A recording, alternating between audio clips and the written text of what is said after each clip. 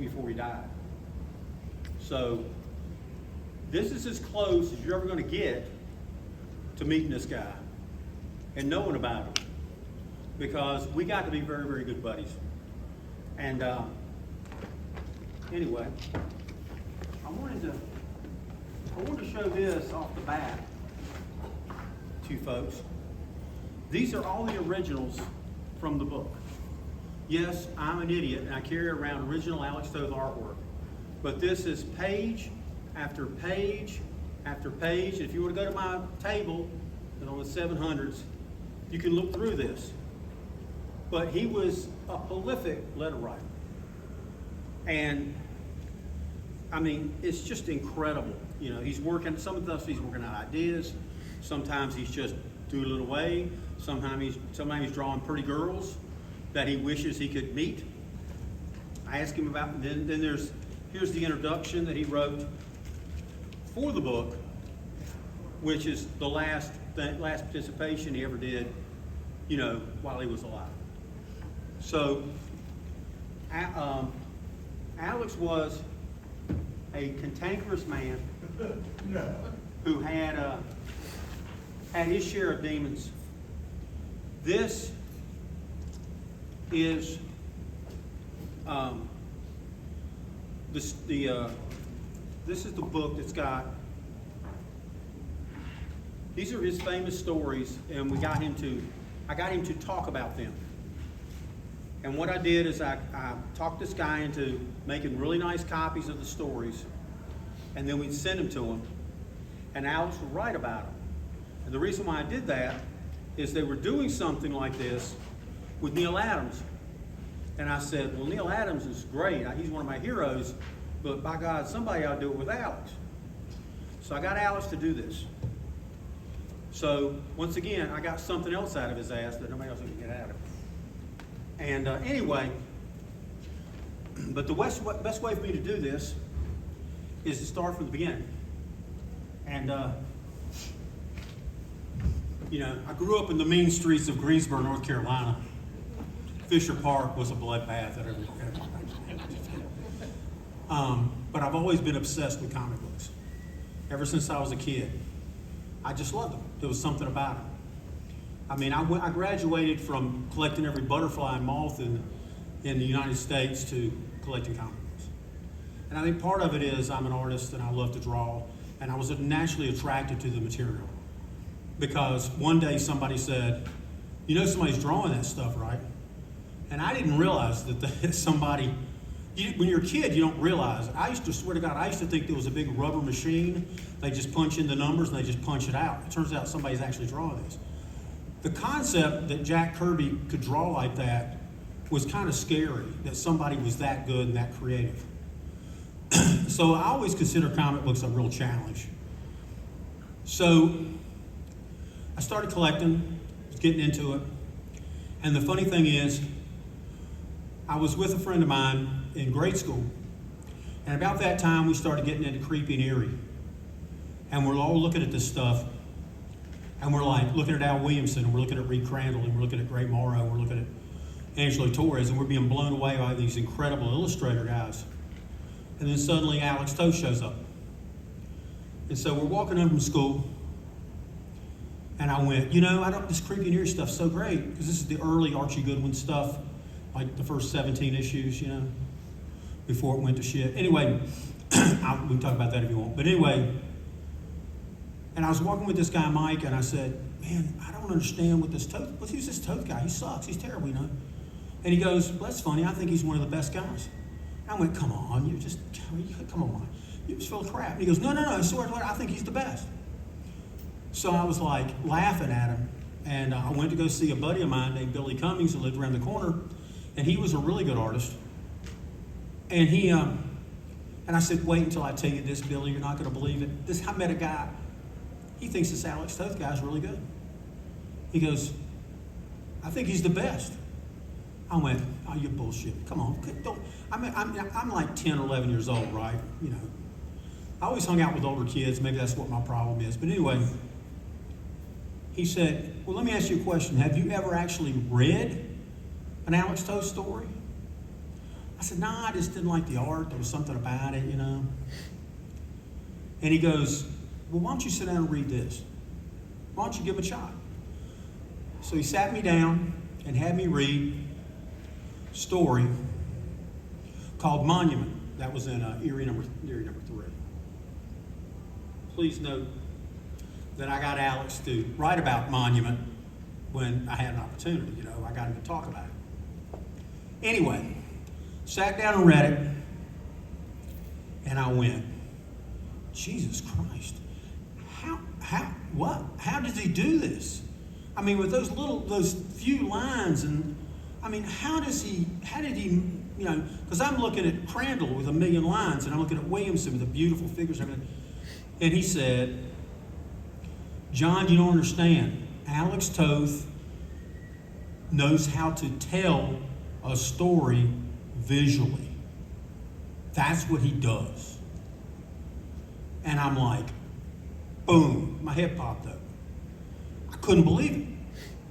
So what I started doing is collecting and buying. Of course, I was still buying, you know, Gil Kane and Wally Wood and Bernie Wrightson when he started and all that stuff.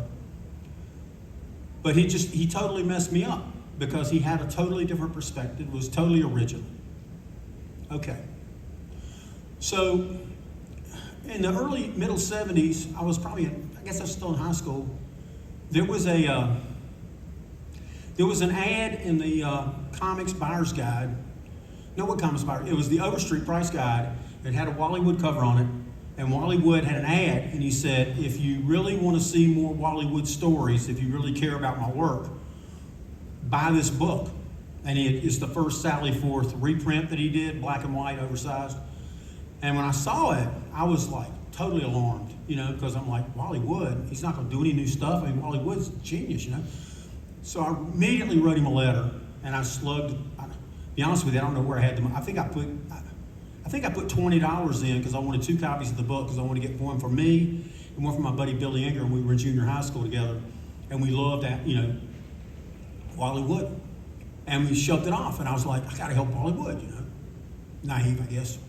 Anyway, a week later, I get a package, 2 Sally Forths, and I was like, well, I knew Wally Wood wouldn't get this letter. Guess what? 2 days later, postcard from Wally Wood. Wally Wood wrote me a letter. Now, if you don't know who he is, everybody know who Wally Wood is? You know who he is? Yeah. Fucking genius, okay? Sorry. And I got the card and read it, and I got it at the table. You can see it if you want to. But it just messed me up because I figured this guy lived in a castle, you know? This guy had, I mean, he was EC and Mad and, I mean, Thunder Agents. I mean, he was just brilliant. And one of my friends said, you know, it'd be rude if you didn't write him back. I said, well, okay. So I wrote him back. And by God, he wrote me back. And I was like, holy smokes, this is great. But see, Wood didn't write a lot of letters. Matter of fact, Al Williamson told me he never wrote me a letter. I said, well, that's because you live near him and you go see him. I mean, you didn't like have to write your letter. I'm in North Carolina, right? So I started corresponding, and what we would do is we would send Wally Wood a letter that was like, hope you're doing well, best to you and the family, whatever the hell, you know. But the second letter, we'd ask him a question. Like, who's the worst guy you ever inked? And I got the letter, it's hysterical. He just goes, the worst guy I ever inked was a guy named Maurice Gutworth. And he goes, and I bet you don't know who the hell that is, because he's an old timer. And that's when I broke in, I was doing backgrounds for him, and he was really terrible. Then he suddenly just goes, of the current crop, Rick Estrada comes to mind. The only way to make Rick Estrada look good is to erase the pencils and just start the fuck over. I'm like, oh, this is gold. And then he goes, come to think of it, Grant and Eddie ain't all that great either. I kind of agree with that. So anyway, we corresponded until his death in 1981. And I mean, it was so cool. And I got the letters at the table. Y'all come by. I got them. You can see them. But during that time, he wrote me this one letter that was really cool. And he said, I decided to self-publish. And I'm going to put out, I'm going to have a fan club. And it's going to be called Friend of Odkin, the Wally Wood Fan Club. And you're the second person I've told this to, so if you want to join, you can be number 2. I'm like, well, I'll try harder. I sent that money off. I carry it. It's in my wallet. I've got it right here in my wallet. I carry it with me. You know, some people carry Bible verses. I carry my Wally Wood fan club card. Anyway, I took it everywhere I go. And I was at San Diego. I got to tell you this story. I was at San Diego, and I walked up to Jim Steranko, and I said, Jim, I got something to show you. He holds it up, and he goes, John, how old is this card? And I went, well, almost 40 years old. I said, but you got one of those cards. He goes, what do you mean? I said, you joined the fan club too. I think you're number 8 or 9. He goes, how the hell do you know that? I said, I remember everything. I can't tell you what I ate 6 months ago. Most likely it was McDonald's or Wendy's, but that's not the point. I remember everything. If I think about it long enough, I can bring it back. And he's like, but wait a minute, you're number 2 in the fan club? I said, hell yeah, man. I rule. I'm number 2. And suddenly there's a tap on my shoulder, and it's the animator, Bruce Timm. I kind of know him at the time. And he's one of those guys that you go to a convention and you say to yourself, if I could meet that guy. I feel that way about Kevin Nolan. You know, guys that are great. You know, if I could meet that guy and become his pal, it would be wonderful, you know. This isn't sexual, it's just fanboy shit, okay? So anyway, so Bruce Timm tapped me on the shoulder and he goes, can I take a look at the card? I said, yeah, man. And he goes, John, this is the coolest thing I've ever seen in my life. And I'm not talking about comic books, I'm talking about in the whole world. This is the coolest thing. And then he goes, wait a minute, you were number 2 in the fan club? I said, hell yeah. And he goes, how did you get to be number 2 in the fan club? And I said, well, I wrote him a letter. I was corresponding with him, and he goes, now let me get this right. You were number 2 in Wally Wood's fan club, yeah? And you did a book with Alex Toth, right? Yeah. I said, well, I'm also good friends with Al Williamson and Will Eisner. He goes, well, damn, John, we got to have lunch or something. I got to talk to you. I said, you got it, brother, you know. So it was always, you know, but you know, the magic of comics, and it doesn't matter how famous the people are. Eisner, you know, maybe not Kirby.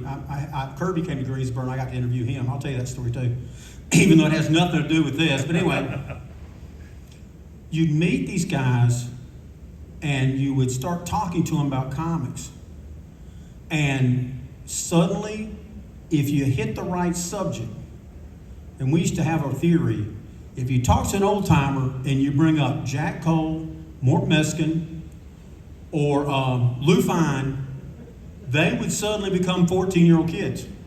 They would go, oh my God, did you remember? You really like Jack Cole? I remember Murphy Anderson once coming up to me and he put his arm around me. And see, Murphy Anderson grew up in Greensboro, North Carolina. He was born in Asheville, but he grew up in Greensboro. His dad owned the cab company, and he went to school with my mother. My mother said she never forgot Murphy. She called him MC. She said, I'll never forget Murphy, because in our class, he used to make funny noises in the back of the room. So I told Murphy, I said, yeah, my mom said you make funny noises in the back of the room. And he goes, well, John, this is Murphy. Well, John, that was not me. That was Fred Carr. Fred Carr drew cars, and he made beeping noises. Of course, I drew Buck Rogers. I said, okay, we got it cleared up. I guess he was worried I was going to pass that on. Anyway, Murphy put his arm around me once and said, John, you're in the inner circle. I said, all right, man, that's cool. So when Woody passed, I was looking through the Comics Buyer's Guide. Y'all remember the newspaper? And man, I used to go through that. And then Kat Ironwood did a column fit to print, and she published some Alex Toth postcards, but she didn't take the address off of them. I said, that's the next guy. I'm going to write that guy because I like his stuff. So I started to write that. I wrote him one letter, and he wrote me back. And my letter sucked. It sucked. It was terrible. But I included an article that I wrote about comic art. I wanted to get a column in the CBG. I wanted to share some of my enthusiasm, right? So I wrote this thing, and they turned it down. So I sent it to Alex and wanted him to take a look at it, And Alex wrote me back this letter that was wonderful about when you do submissions, it should be this size and blah, blah, blah, blah, blah. And I'm okay. And then he wrote me, this nice letter, and it was a really incredible letter. And so I immediately wrote him back, and I said, would you mind, maybe autographing a couple of comic books for him? And he wrote me back and said, yeah, sure. So I mailed him some comics. And I had the flu. For a few days later, I had a flu. And suddenly there was a knock on my door. My mom goes, you got a package here from somebody named Alex Toth. I said, a package? He goes, yeah, it's a big package. I swear this is true. And she brings it in and opened up the package. It's all my comic books signed, plus about 5 or 6 original pages of art, and a cover. And it's all to John, my friend, blah, blah, blah. And I'm like, holy shit. A friend of mine, John Butts, once wrote to Sam Glanzman and got some art. But I didn't think it would ever happen to me. But that card, he included his phone number. Now, believe it or not, we now know the cure for having the flu. Alex Toth sends you some comics, you sober up and you get well real quick. It's not orange juice, it's getting something that just messes you up. So I just called him on the phone. And Alex is like, John Hitchcock, he goes, well, man, did you get the package? Bang, bang, bang, start talking. And I'm blown away because he is one of my favorite artists ever. He's one of the most challenging visually, and there's nothing like one of his stories. It's so original, it's like crazy. And we started talking. Well, that conversation went on for 25 years. And he was the supreme letter writer. And I began to figure out he lived through the mail because he became very reclusive. It's one of those things that it's hard to, but his wife died of cancer, Gala. And then very soon after that, his mother died too.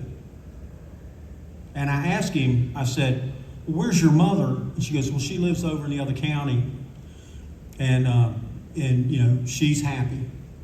And I said, well, where does she goes, well, John, she has a trailer and she has this little garden. And I'm like, well, can't she move up to something better than that? And he goes, you don't understand, John. Every time I give my mother some money, so she moves to a nice place, she spends about a tenth of it and sends the rest of it to the Praise the Lord card, you people. He said, I don't want to waste any more money giving it away to these nuts. And I was like, okay. So we started calling, and Alex was a very complicated guy.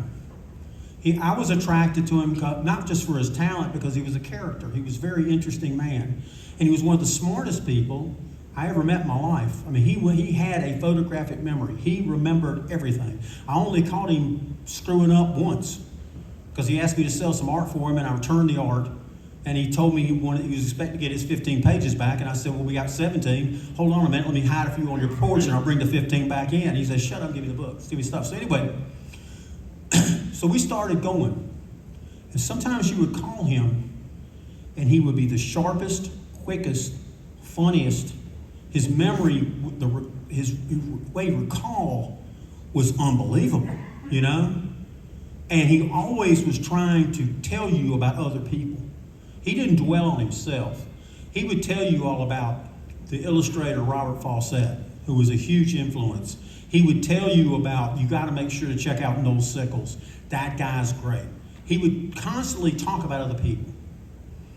Well, anyway, and then one day I would call him, and he would be in a depression. And he would pull you into his depression. One day we were on the phone together, and we went over 2 hours. Now, this is back when you had to pay for phone calls. And it was 2 hours from Greensboro to Hollywood. He lived about 5 blocks from the Hollywood Bowls in the Hollywood Hills. When you see E.T., and not E.T., you see Close Encounters and the robots are flying around, that's right near his house. Why he didn't go down there and take a look, I don't know. But anyway, so I get a phone call from him, and he goes, John, I got my phone bill. I said, well, by God, I got mine too. And he goes, I think we spent enough money now to pay for Ma Bell's satellite. I think we need to kind of calm down. He said, why don't we just write?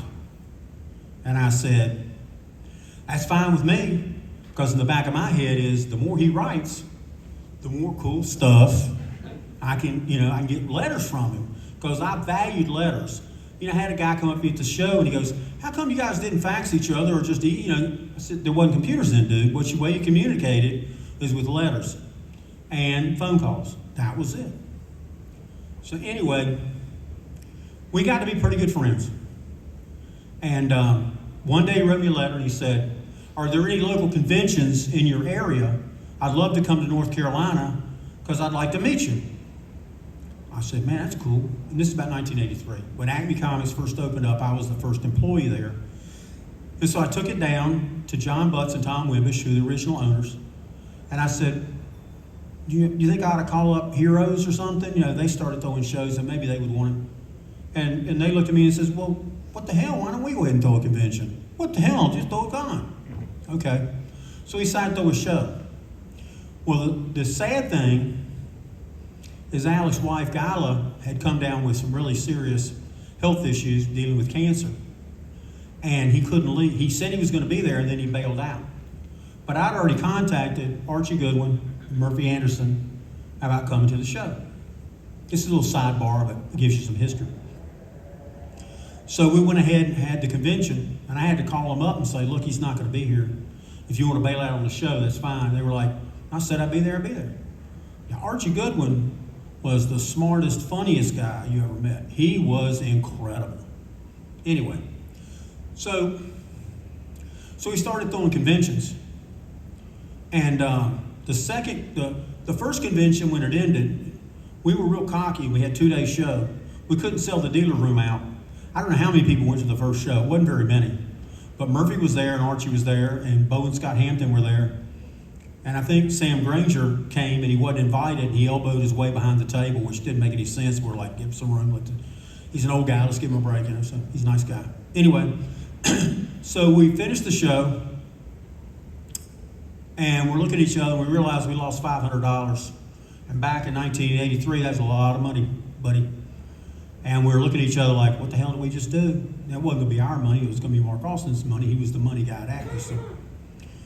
And Murphy walks up and he goes, well, who would you like to have as guest at your next show? Guest of honor. And I swear to God, this is true. We all three looked at each other and it was like perfect timing. 1, 2, 3. Will Eisner. He goes, oh, that's easy. Will and I work together at PM Magazine. Well, I'll call him up. He loves going to shows. And we looked at each other and said, you telling me we're going to have God come to our next, this little dinky show? I mean, it's nobody's going. We're going to have God here?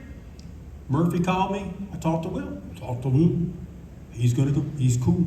He's really interested in coming. He gave me his phone number. Now, I'm pretty open, but it took me 2 weeks to get up a nerve to dial that number because, I was a big spirit guy, contract with God. Man, you got to be kidding. So I called him. He was all business. His brother Pete answered. He was the screener. And then he let me talk to him, and he agreed to come. I went down there. I said, you ain't going to believe this shit, but we got Will Eisner coming in. And we couldn't believe it. And then Julie Swartz came. And we got, I think Terry Austin came from X-Men. We got a lot of people, a lot of cool people. I'm going to tell this sidebar. I know we're supposed to talk about Alex. I'm going to tell this sidebar about Eisner. So we're waiting for him at the airport. It was really rainy. And, really bad weather. And the plane had to travel circles. And it landed. And he gets off the plane. And we all introduce ourselves, right? And I'd never met him. And he's carrying this bag with his initials on it, really cool. And I said, can I carry your bag? And he goes, yes, sure. And we're walking up the ramp. I don't know about you guys, but when you're around somebody like that and you have so much admiration for them, there's a thing called a pregnant pause, but you don't know what the hell to say because you're just in awe. And this happens all the time. So we're going up, and there's this pause, and I suddenly just put my arm around him and I said, you're my fucking hero, man. I love you. And the guys behind me all went, what did John just do? Did he just piss off? And Eisner started laughing. He goes, John, you just met me. You should be real careful with the heroes that you pick because you don't know anything about me. And I said, I don't care if you're a child molester or Will Eisner. You're the man. I care. You're the greatest ever. And he just laughed. He's like, I don't know where that came from. I guess I need a filter. Anyway, my father was like that too. He would just suddenly say it and then go, what'd I just say? Anyway, so we had Eisner at the show. I got to tell you this story. Everybody was scared of him. I was the only person that he would ride in the car with because nobody else wanted to ride in the car with him. They couldn't take it. They were like, we can't take it. We can't be near him. We can't take it. These are all these guys that have been comic fans forever. And it was just too much, okay? It was just too much. So I heard down in Atlanta that Eisner would like fruit. So I went to my old grocery store and bought a fruit basket. We checked him into the room, and he's kind of chilling out. And I went down and knocked on the door. And he opened up the door. And I said, I heard that you like fruit, blah, blah, blah. And I suddenly realized that Will Eisner was wearing slacks, one of those T-shirts that don't have sleeves on them. Some people call them wife beater T-shirts. And he's wearing socks, and that's it. And he goes, well, come on in. Mm-hmm. And I'm like, well, you want me to, I come, no, come on in. That's okay. And so we sat down. And he says, well, I want to talk to you about comics. It's okay. So I started talking about storytelling. And during that period of time, it was like Will Eisner and I bonded and became friends. And I would see him at San Diego. I would see him wherever. And he would go, John, come on over here. And one time he came to Greensboro. He brought his wife. And it was funny as hell because he goes, this is my wife, Annie. She's really good at stuff. Put her to work. I'm like, I'm not going to put Will Eisner's wife to work. Put her at admission. She'll be great. No, that's okay. So my mother and my sister grabbed her up and took her to our house and had tea. And my mom, my mom was great. So his mother, Will Eisner's wife, Annie, never forgot that. How's your mother? Anyway, so Eisner and I got to be buddies. And so when the convention was over, it was a huge success. I mean, we probably had maybe 900 people or something. That was cool. And everybody was happy. And then after the show, we're just all kind of coming down. We're like, this is incredible. And then we said, well, who are we going to get for our next guest? So what we used to do was pretty smart. It wasn't my idea, but it was pretty smart. We would take pictures of the show and we would do little things in the Comics Buyer's Guide about, here's our show in Greensboro, North Carolina, blah, blah, blah. And I was always the dope that had to interview everybody, because as you can tell, I can talk. Anyway, and Jack Kirby saw the little advertisement, and he was contacted, and he said, who was the guest at your last show? We went, we had Will Eisner. He goes, good enough for Will Eisner, it's good enough for me. So we had Jack Kirby and his wife Roz, and Murphy was there, and Julie was there. And I mean, that was big time, right? So anyway, but this story is one of my favorite stories. We're sitting there, and it's my turn I got to interview Jack Kirby. And we're getting up on a little dais thing. People are asking for autographs, and Kirby signed autographs. And suddenly his wife, Roz, walks up to me. And she goes, are you the guy that's going to do the panel with Jack? I said, yes, Roz, yes, ma'am. She told us to call her Roz. We called her Mrs. Kirby. She said, no, my name's Roz. Okay. She goes, there's two things you got to know about Jack. Obviously from Brooklyn, right? Two things you got to know about Jack. I said, okay. Well, first off, when you interview him, you can't bring up Marvel. And I'm going, God damn, I think even the dumbest collector in the world will suddenly realize that I'm jumping from Challenge to the Unknown and I'm going to the Fourth World and Jimmy Olsen and New Gods. I'm going to skip the whole Marvel universe. I think they're going to notice that. And I'm on the spot. I mean, we're getting ready to do the panel. And I went, is it okay if I mention the characters? And she goes, that's fine. But we have a lawsuit going on with Marvel right now. And we don't want anything coming out of this panel that's going to cause any trouble with the lawsuit over the return of the art. And I said I would never do anything to embarrass you or embarrass Jack. And she goes, that's fine. You're a good boy. And then she said, but there's one more thing. Oh, the other thing about Jack? I said, yes, ma'am. She goes, if you ask Jack a question and he doesn't answer it, just yell at him or slap him in the head. It's okay. And she walks away. Now, there are people in the audience telling stories about putting towels around their neck and posing like Jack Kirby characters. There were people in that audience that had favorite rocks in the park that they posed with because it was a Jack Kirby rock. Now, if I would have bitch slapped Jack Kirby, I would have been dead. You never would have met my ass. Because, I mean, they worshiped the guy, and with good reason. He was Jack Kirby. So, but Jack Kirby was an interesting guy. First, he looked like Fred Mertz. He wore his pants up to here, But he was a sweet guy. I mean, I'll tell you the ones that are jerks, okay, if you really want to know. But if you ask Jack a question and he didn't want to answer it, he would talk about something else. So I'm asking him about the reason why he left DC Comics. It turned out he was blackballed and forced out over a lawsuit with Jack Schiff over the Sky Masters newspaper strip. It's a long story. Go down and talk to 2 Morrows, they'll tell you the whole thing. Anyway, and Jack had lost the lawsuit, so he was embarrassed and he didn't want to talk about it.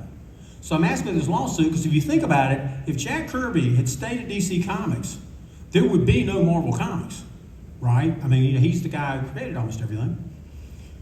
And so anyway, he just suddenly goes, let me tell you about Classics Illustrated.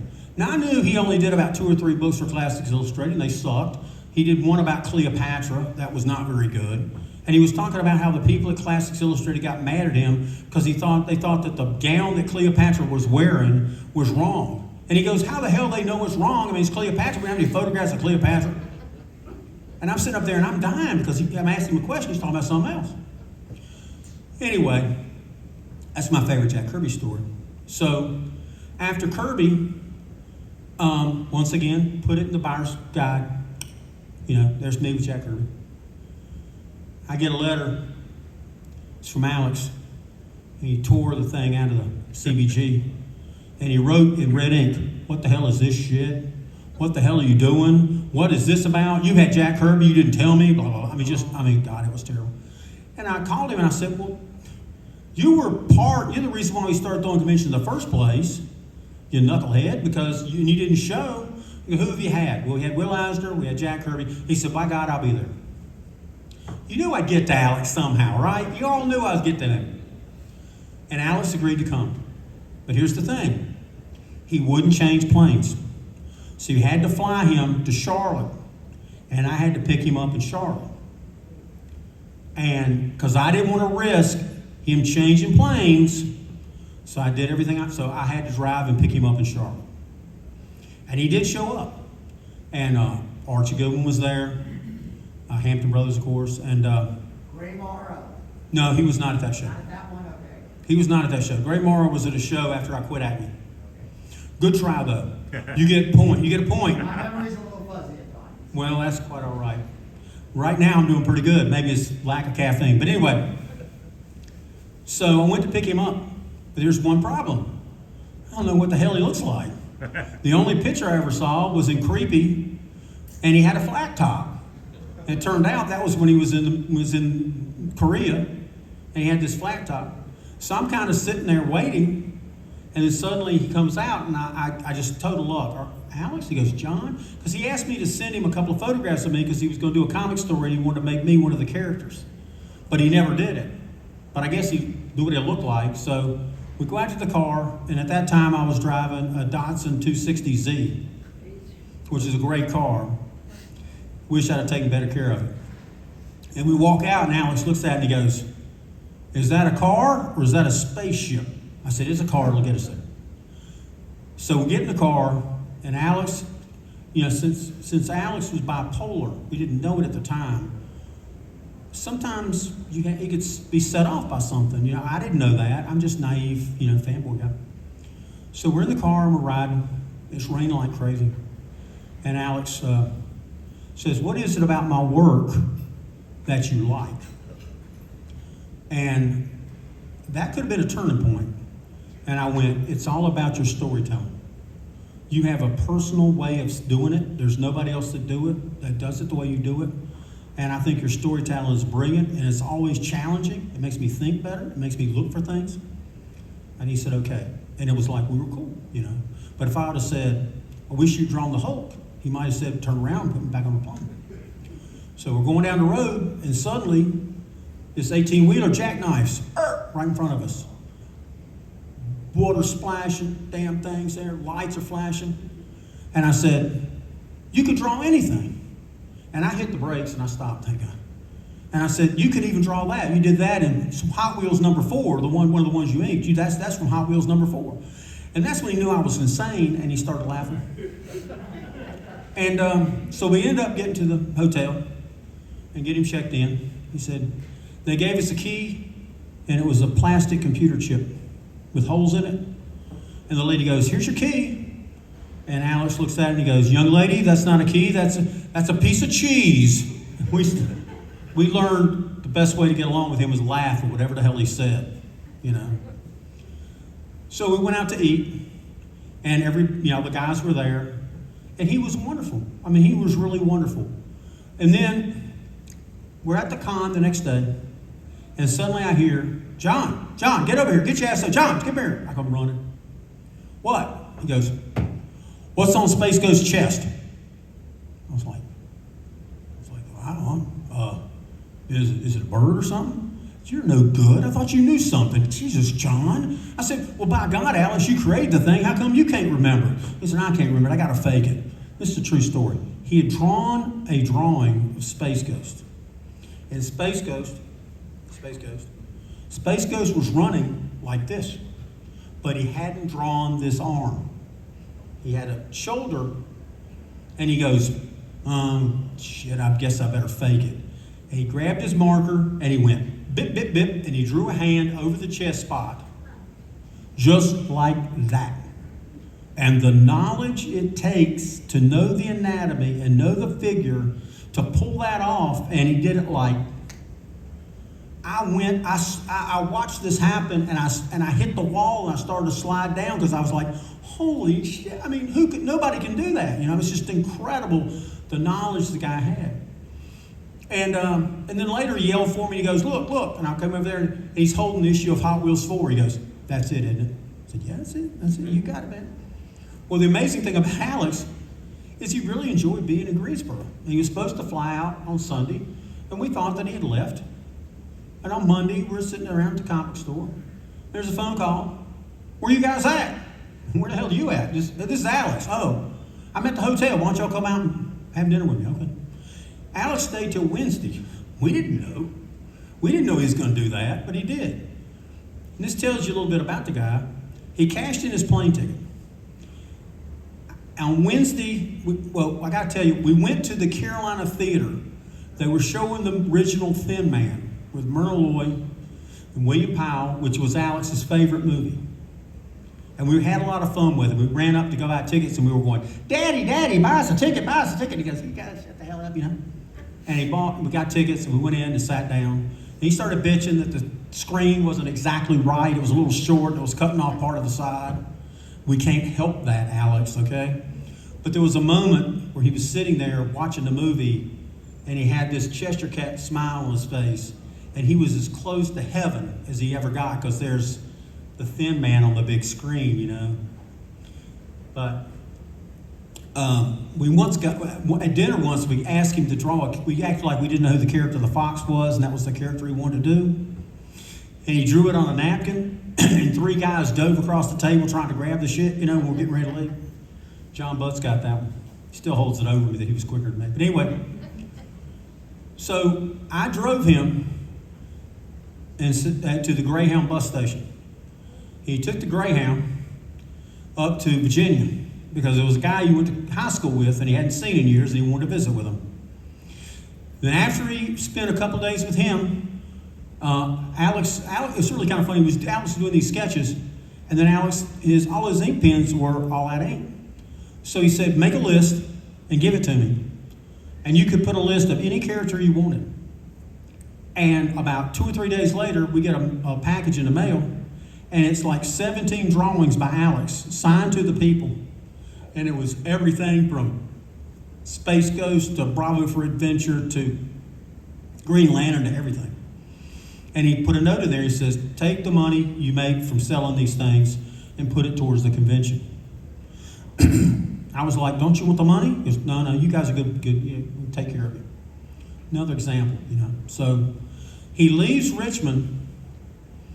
He flew to New York City.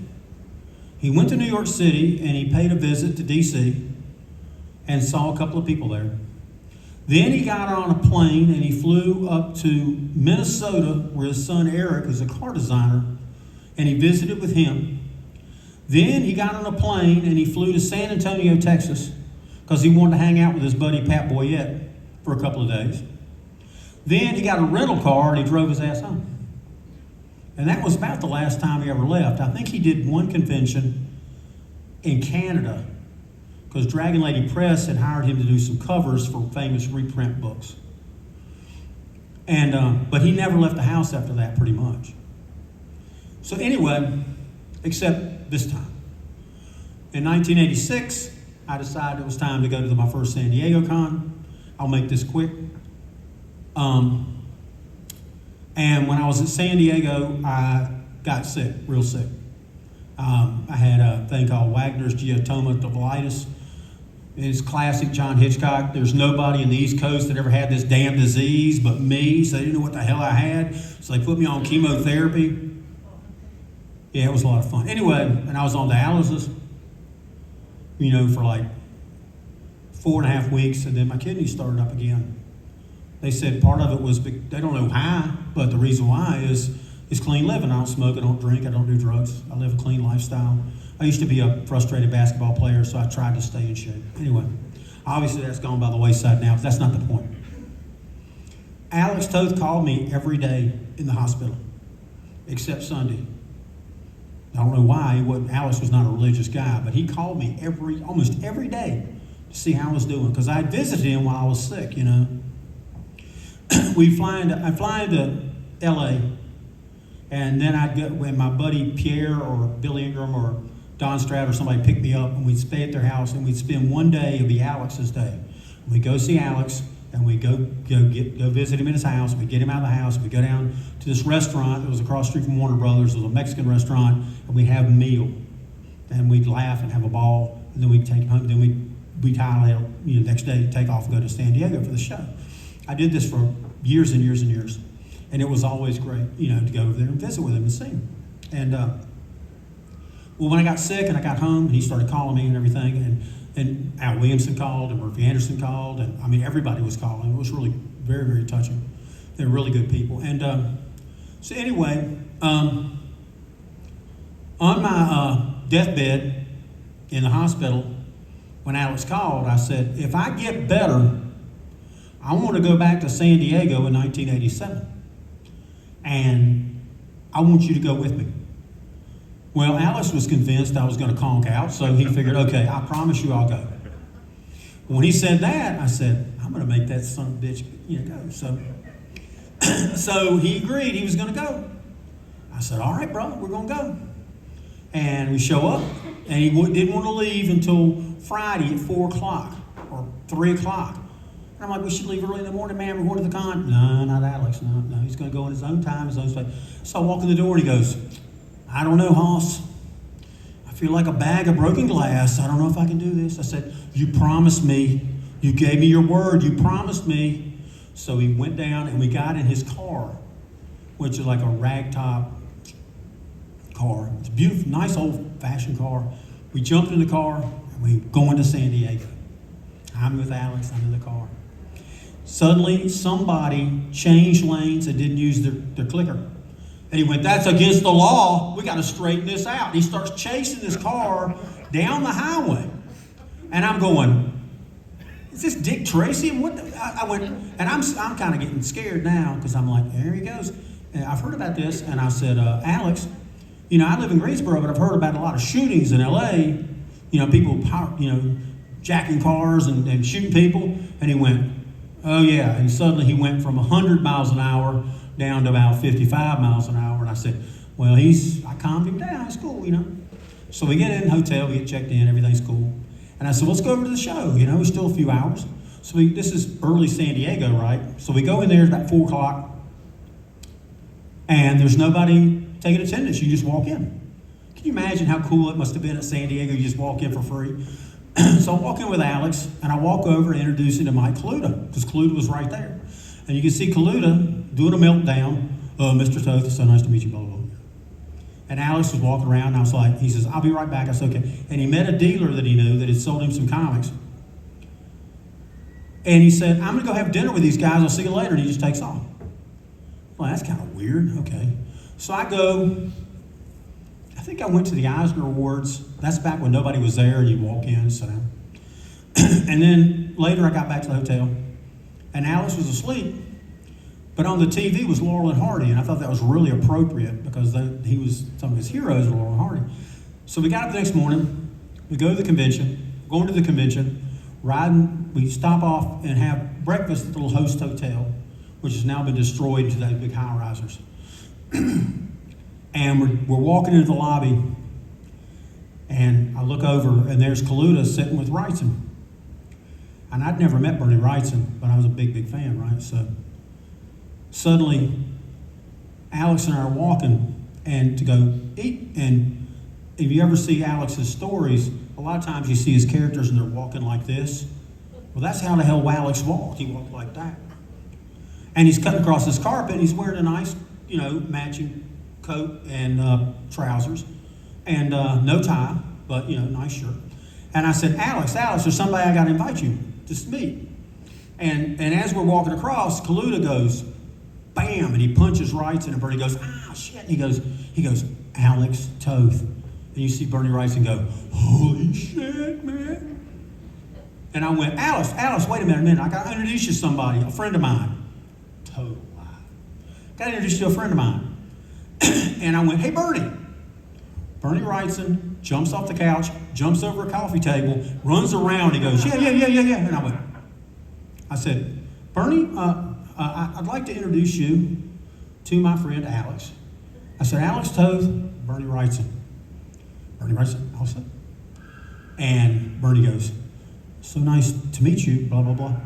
And he started bobbling his words. I mean, like, duh. And I started laughing, and Alex goes, John, what the fuck are you laughing at? And I went, you don't understand, Alex. Bernie's acting right now like every fan does in front of his table when they talk to his ass. He's suddenly melting down. And Bernie goes, you don't understand. He said, you don't understand, Alex, John, because Alex is one of the reasons why I wanted to become an artist. I bought those Creepies and Eries, I bought those comics, and he's one of the guys that made me want to be an artist.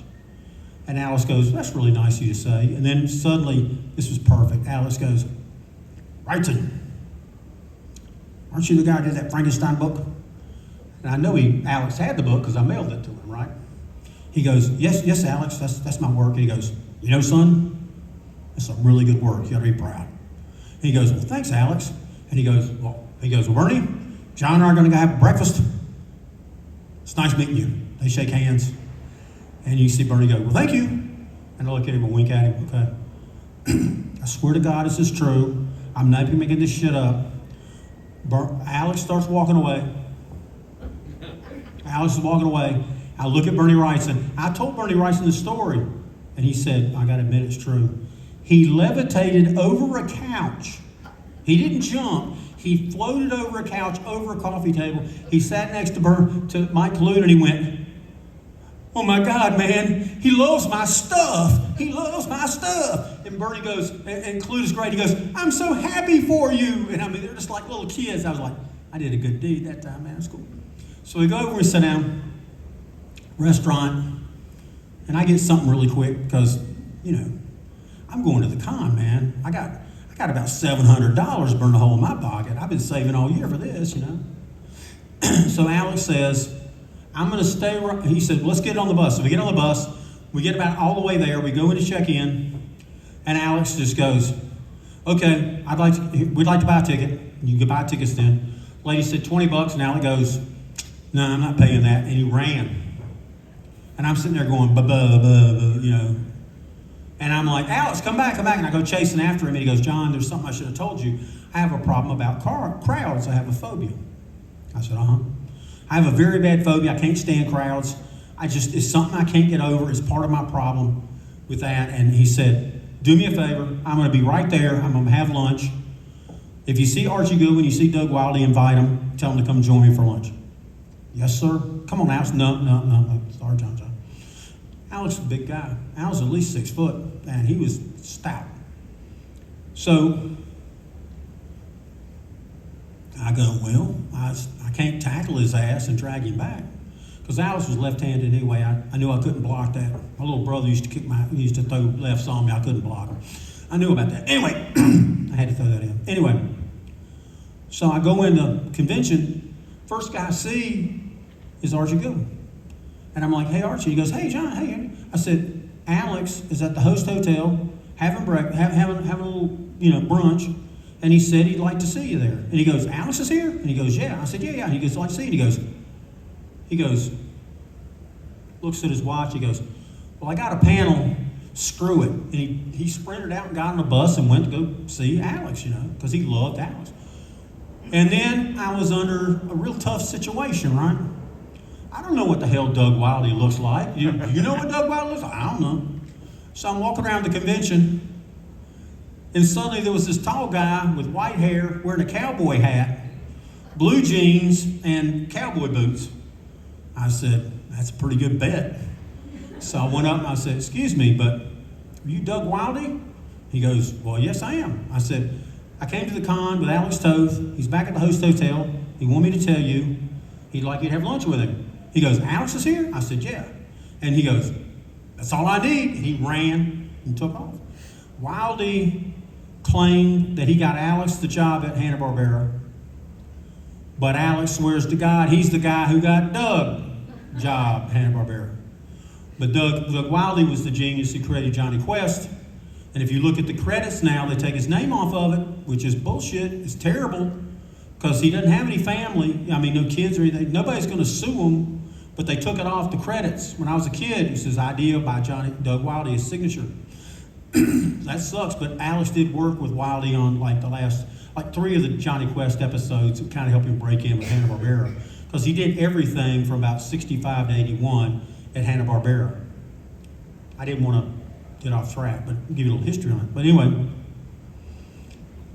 so I go around, look around, pick up some stuff, and come back, and they're having a ball. And Alex called up. Alex was married 4 times, 2 times to the same woman who was the mother of their children.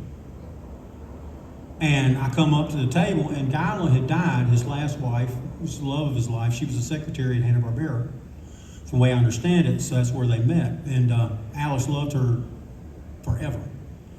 Anyway, so, where was I? See, I messed up. But anyway, where was I? Anybody got a quick? Weren't they at lunch? Second wife married twice. Yeah, So Doug there's a Wildy. lady sitting there with Alex, having lunch. And I'm like, I want to condolences on the, he said, this is my wife's sister. I like her better than I like the other one. Oh, okay. And I was like, well, I'm condoling, from the South, condolences the loss of your sister. She goes, no.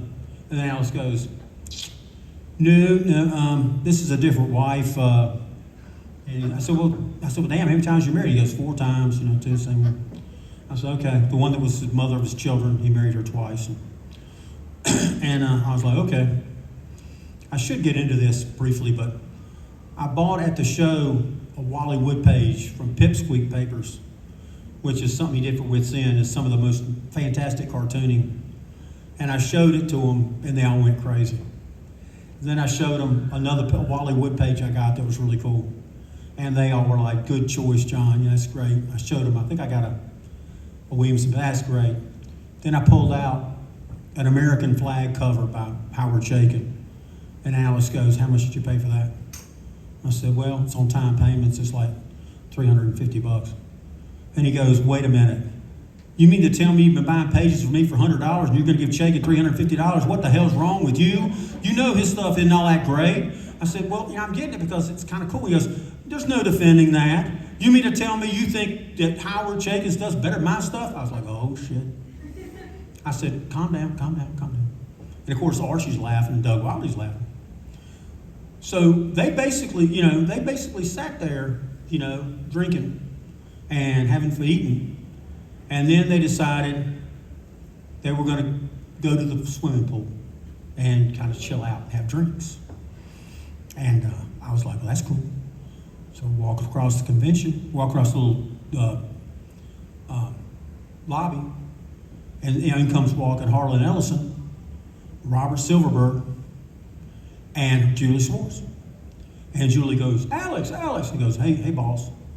He goes, I want to introduce you to a few people. He goes, Alex Toth, this is Robert Silverberg. Silverberg didn't know who the hell he was. He goes, well, it's nice to meet you.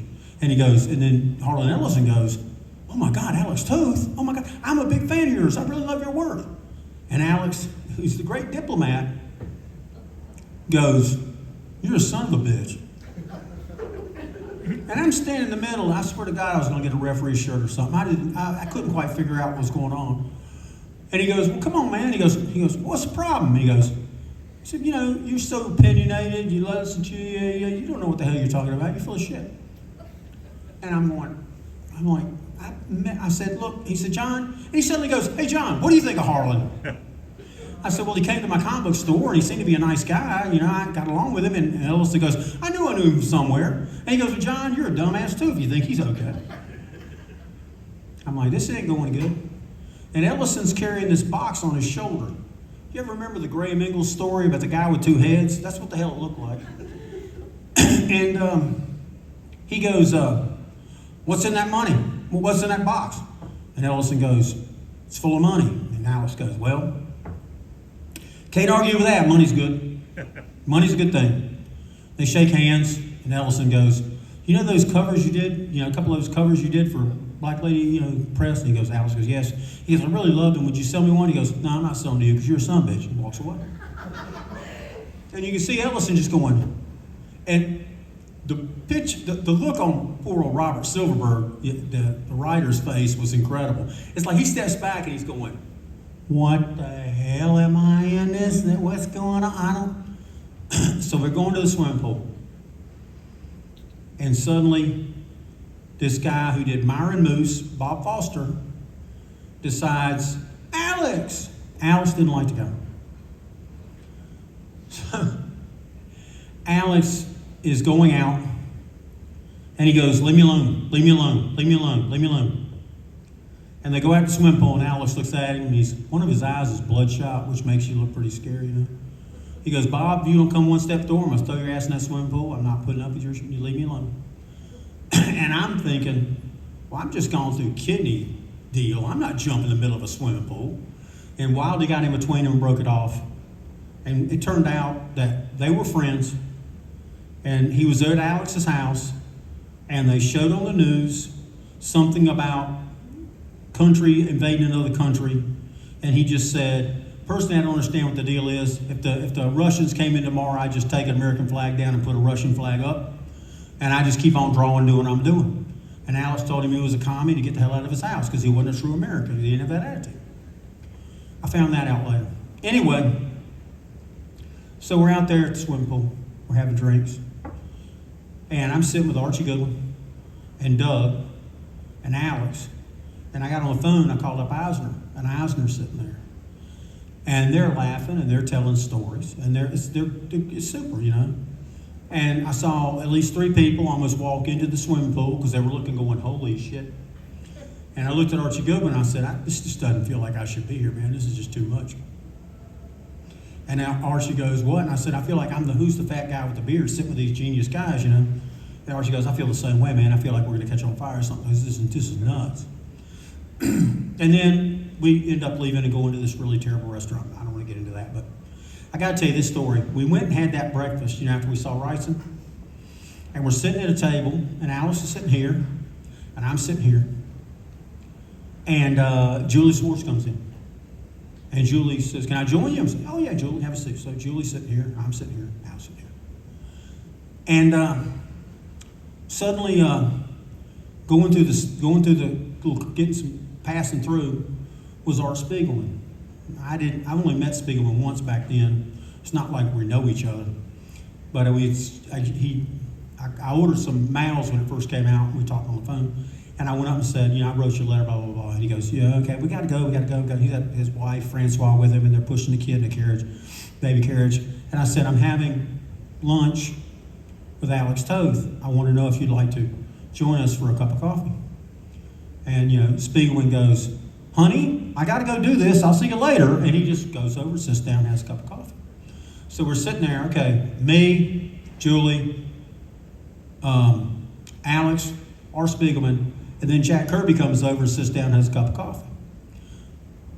Me, Julie, Jack Kirby, Alex, R. Spiegelman.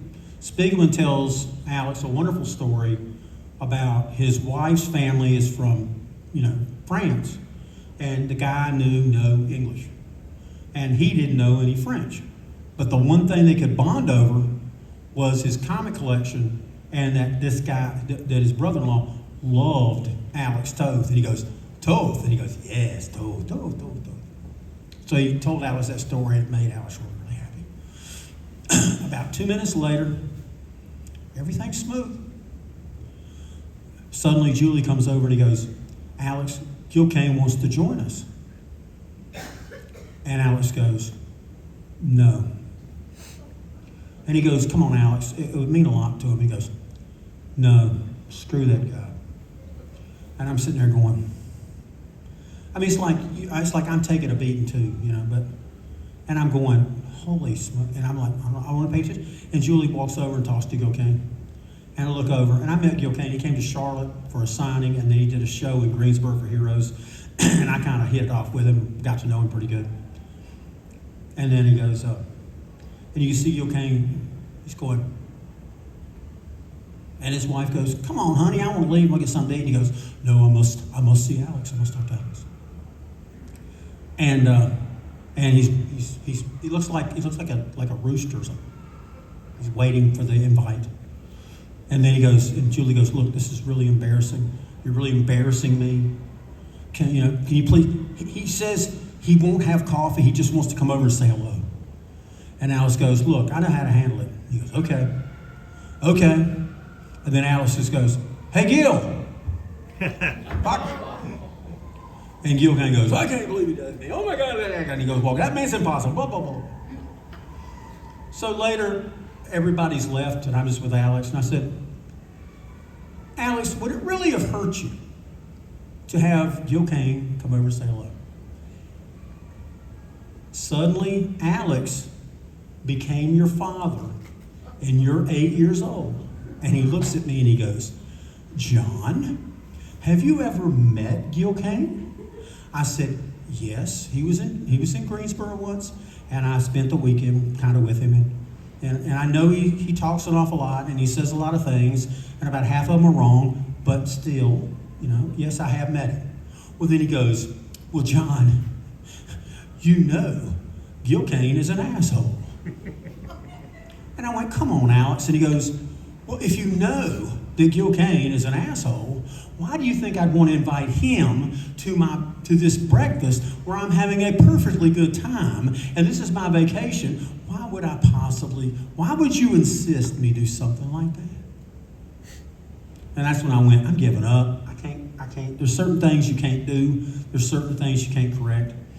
But anyway, that was Alex in San Diego. The one thing we did do, we were invited to a Kamiko dinner, and Doug was going, his wife, and it was Matt Wagner and his I think it was his wife now, his fiance, and Sienkiewicz, and Dennis Cowan, I think, was there.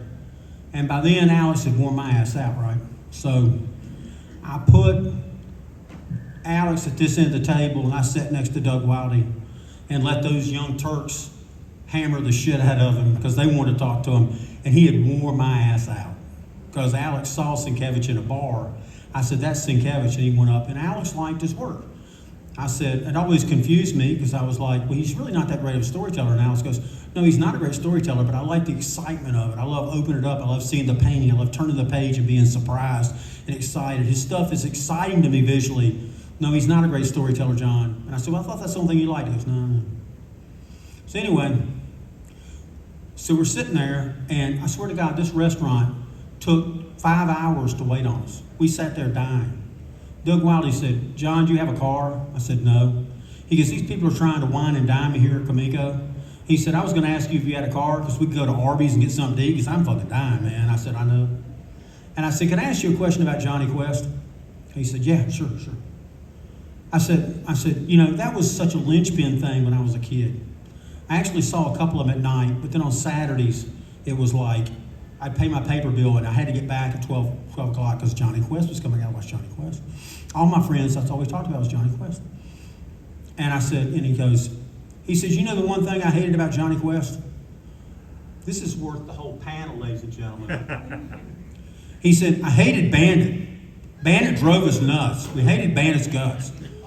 And I said, well, you know, I know Bandit was the comedy relief. He goes, John, you don't understand. We'd have a great story, and we'd storyboard the whole thing out, and it would be perfect. Because we did Johnny Quest for nighttime audience, you know, like Jetsons and Flintstones, and, you know, it was nighttime. So we got a chance to really push this thing and make it really, really good.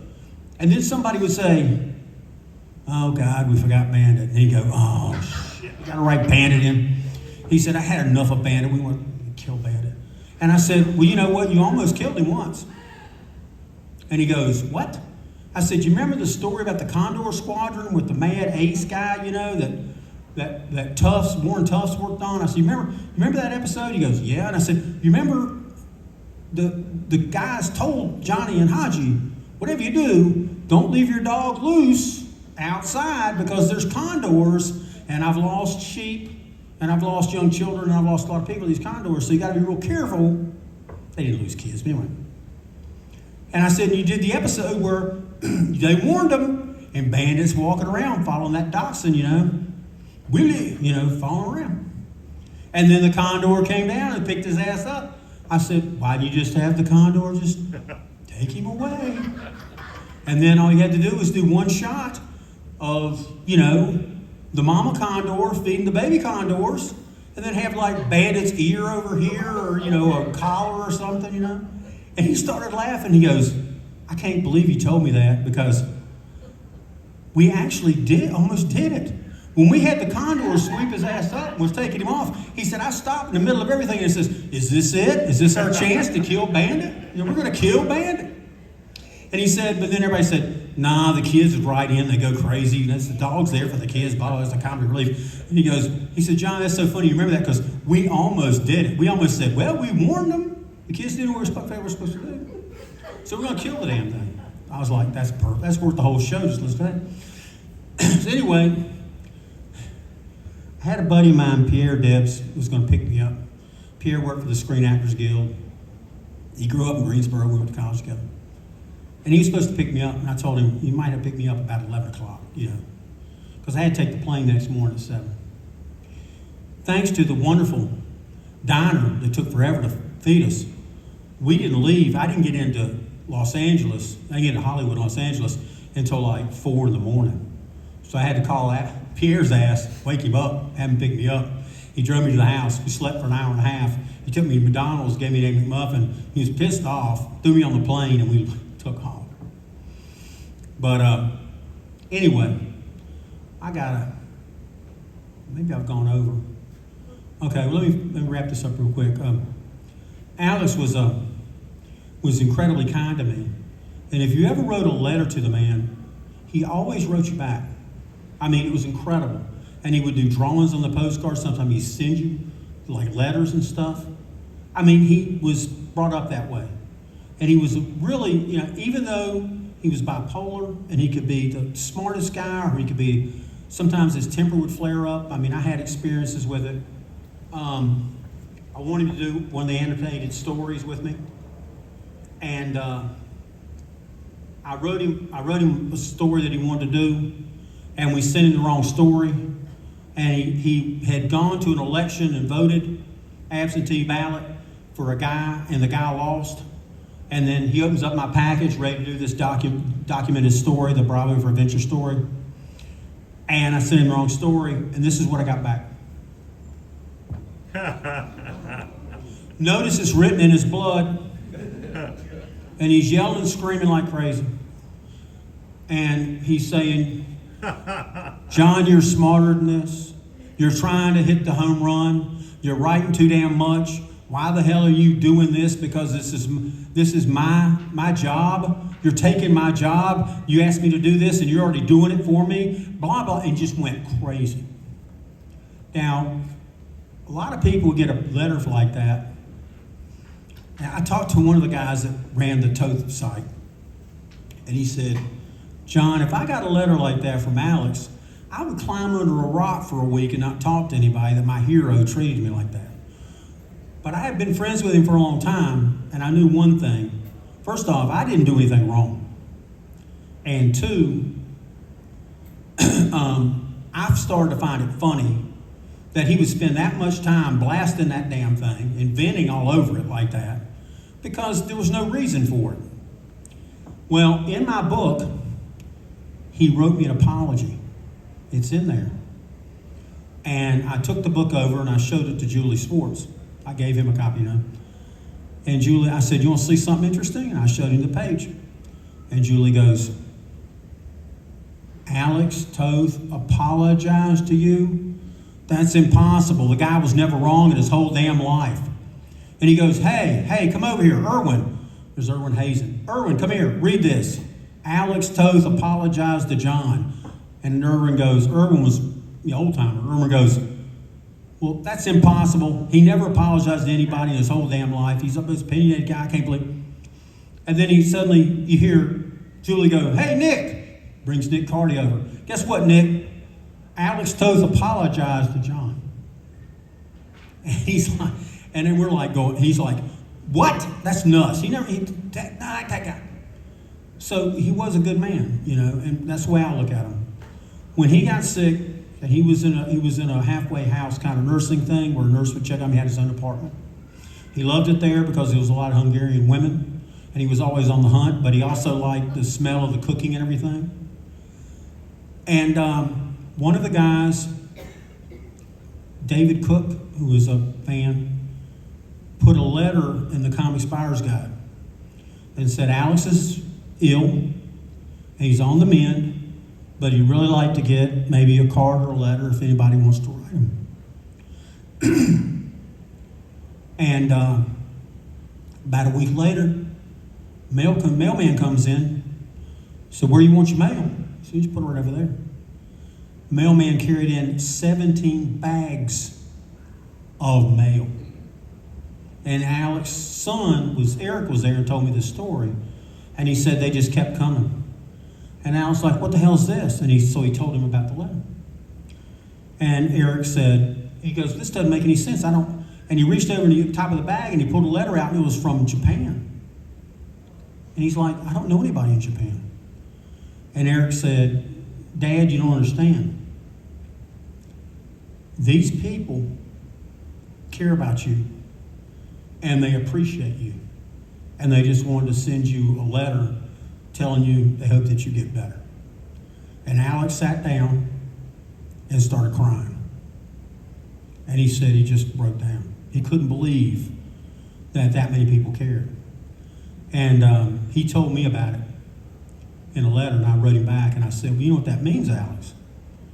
It means people did understand when you wrote all those articles and you wrote all that stuff in the comics, art books and all that. People did understand exactly what you were getting at. They learned from you and they understood it. And the other thing you got to remember, Alex, that is proof that you and your work is immortal and is going to live forever. Look at all the people from all over the world that took the time to write you. And he said, yeah. I did call him one last time before he passed. And when I got on the phone, he got on the phone, he goes, John, I just got off the phone. I'm all talked out.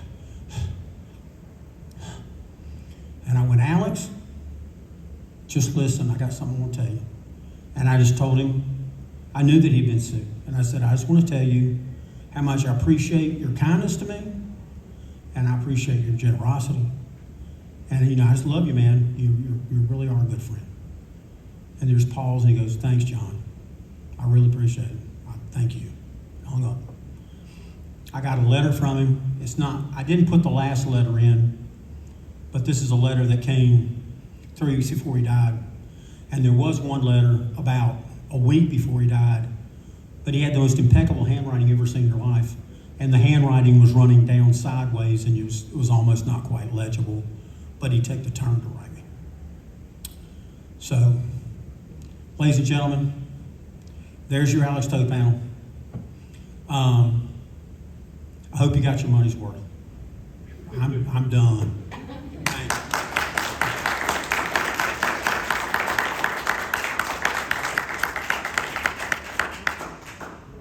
And I do want to make a